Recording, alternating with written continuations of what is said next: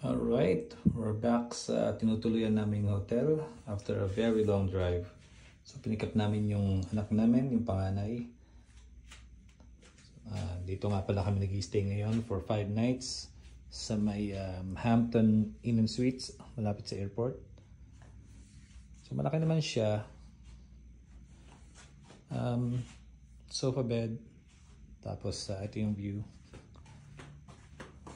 Katabi niya yung Best Western Plus at saka yung Courtyard by Marriott. 42 inch siguro ng TV yan. Meron din mga storage. Ayan na sunset. Labas yung plantsahan namin. Tapos malaki din naman yung ano niya, yung closet niya. Pwede magtaguan, no? May sink din dito. Ang problema dito, ang ayoko dito, is pagkatapos mong gumamit ng bathroom o ng toilet o washroom, ito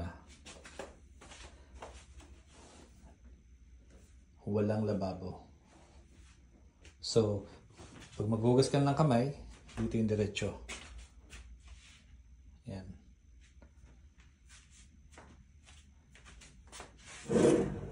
I mean, overall, maayos naman siya, malinis. May dalawang upuan or ottoman. Merong table na maliit na pwedeng move. And then meron din ditong coffee station.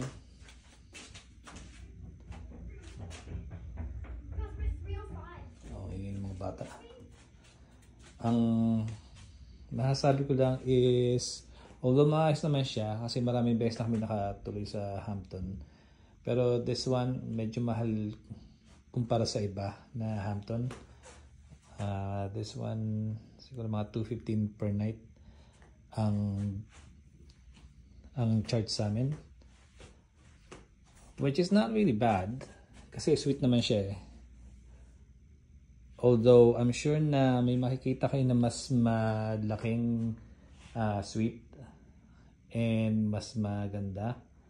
I think kaya lang mas mahal dito, itong room to, is because malapit talaga sa airport. Overall, siguro ang rating ko is maybe 7.5 out of 10.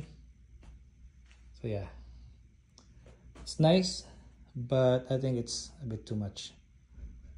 Bye.